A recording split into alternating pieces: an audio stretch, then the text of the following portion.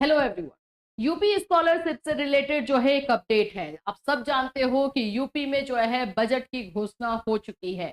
उसमें स्कॉलरशिप को लेकर के भी घोषणा की गई है कि नया सेशन होगा, जो नया होगा, उसमें जो है कितने करोड़ जो है स्कॉलरशिप के लिए बजट बनाया गया है, और जनरल कैटेगरी, एससी एसटी और ओबीसी कैटेगरी को कितने जो है पैसे मिलने वाले हैं स्कॉलरशिप के तौर पर, उस पर भी बात करेंगे हम लोग। और साथ ही साथ स्कॉलरशिप का फॉर्म फिलअप का डेट आगे बढ़ेगा कि नहीं, इस पर भी कुछ अपडेट आ रही है, वो बताएंगे। और साथ में आप लोगों के जो स्टेटस है वो अपडेशन जो है स्टार्ट हो चुके हैं। पीएफएमएस पे जाकर के आपको बस चेक करना है। तो फ्रेंड्स, चैनल पर पहली बार विजिट करें तो चैनल को सब्सक्राइब कर लेना, बेल आइकन को हिट कर देना। यहाँ पर आपको यूपी स्कॉलरशिप से रिलेटेड हर अपडेट दी जाती है। इसके अलावा जो है हमारे चैनल पर आपको क्लासेस प्रोवाइड किए जाते हैं। बीएड का क्लास जो है हमारे 4 बजे के क्लास में होता है, जो कि फ्री क्लासेस होता है। सभी यूनिवर्सिटीज को हम कवर करते हैं, तो वो क्लास जो है आप कर सकते हैं। आज भी 4 बजे जो है आप लोग का क्लास होने वाला है।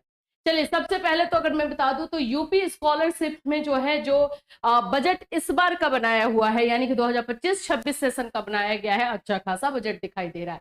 चाहे वो जनरल कैटेगरी के लिए हो, ओबीसी के लिए हो या एससी एसटी के लिए हो, उस पर हम बात करते हैं अभी। लेकिन जो सबसे मेन इंपॉर्टेंट अपडेट है कि क्या यूपी स्कॉलरशिप का डेट फॉर्म फिलअप का आगे बढ़ाया जाएगा। अब आप समझ रहे हो कि मैं फॉर्म फिलअप का डेट आगे बढ़ाने को क्यों कह रही हूँ, क्योंकि डीएलएड वाले बच्चों का जो है अभी जाकर के एडमिशन खत्म हुआ है और उनको फॉर्म फिलअप का मौका नहीं मिला। पिछली बार भी जो है डेट आगे नहीं बढ़ाया गया था, लेकिन पिछली बार जो है यूपी डीएलएड एडमिशन का प्रोसेस जल्दी हो गया था, बट इस बार लेट होने की वजह से डीएलएड मोस्ट ऑफ बच्चों को जो है इसमें पार्टिसिपेट करने का मौका नहीं मिला है। तो क्या समाज कल्याण विभाग इसके बारे में सोच रही है, क्या डेट आगे बढ़ाएगी, इस पर एक अपडेट है। चलिए एक एक चीजों को समझ लेते हैं। पहले सबसे पहले तो मैं आप लोगों को दिखा दूं ये बजट से रिलेटेड जो चीजें आई हुई हैं। यहाँ पर जो करोड़ों में बात हो रही है कि ये स्कॉलरशिप आप लोगों को दिया जाएगा, आपको मैं यहाँ पर दिखा देती हूँ। ये पॉइंट आप देख सकते हो। और ये अनुसूचित जाति पूर्व दसम और दसमोत्तर 9-10 आप लोगों का जो है, पूर्व दसम का मतलब होता है 10 क्लास 10 से पहले, क्लास 10 और क्लास 10 के पहले, और दसमोत्तर छात्रवृत्ति का मतलब होता है 10 के बाद, यानी कि 11, 12, ग्रेजुएशन, मास्टर, बीएड, डीएलएड, वो सब।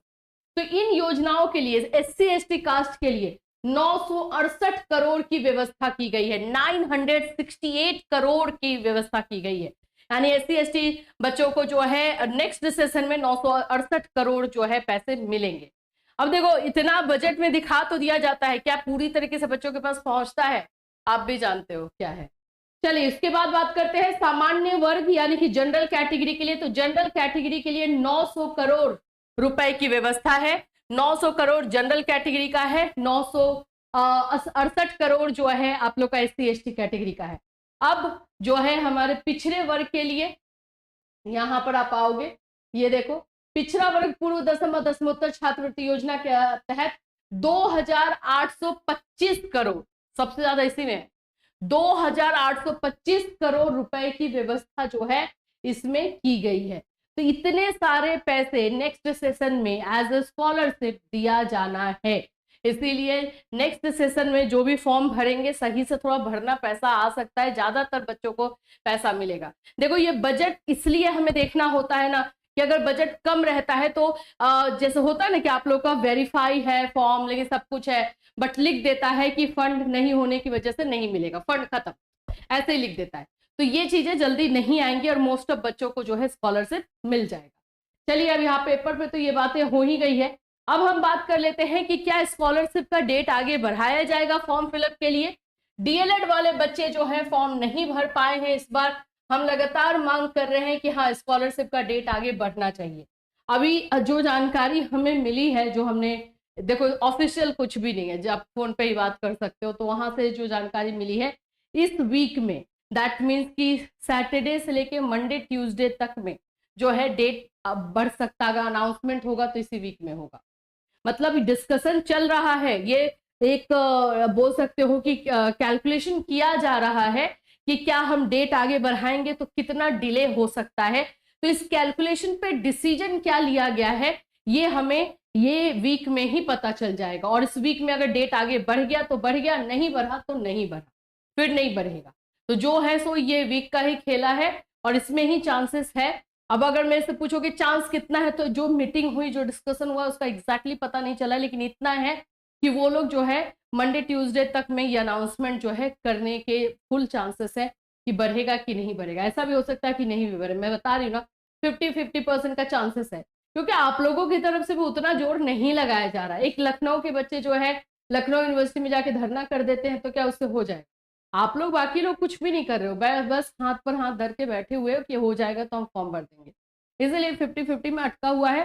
चलो इतना तो न्यूज आया है कि नेक्स्ट वीक में ये चीजें क्लियर हो जाएंगी, बढ़ जाएगा तो सही है, नहीं बढ़ेगा तो नहीं बढ़ेगा।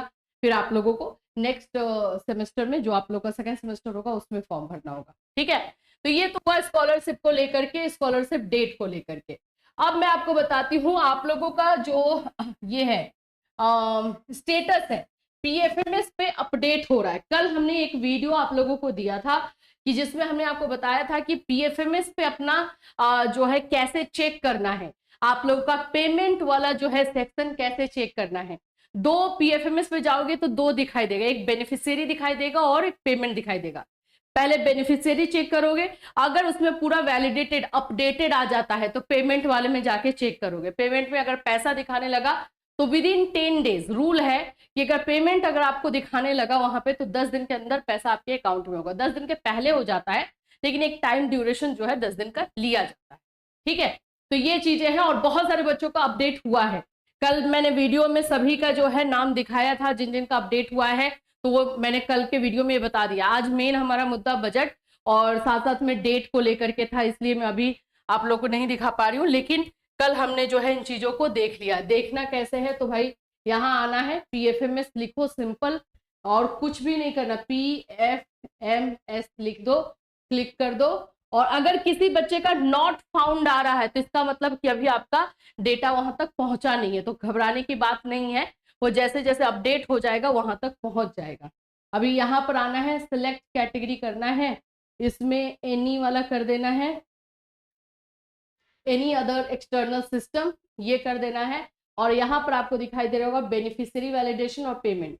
अगर आपका पेमेंट में जाके यहाँ पे चेक करे और नहीं दिखाई दे रहा है, इसका मतलब ये है कि आपका अभी पेमेंट नहीं आने वाला है। अभी इसको फिर बेनिफिशियरी वाले को ही जाके चेक करना पड़ेगा। समझ में आया? तो इस तरह से आप लोग कर लोगे और जो स्टेटस होगा, जब अपडेशन होगा तो हम आपको इन्फॉर्म तो करते रहेंगे।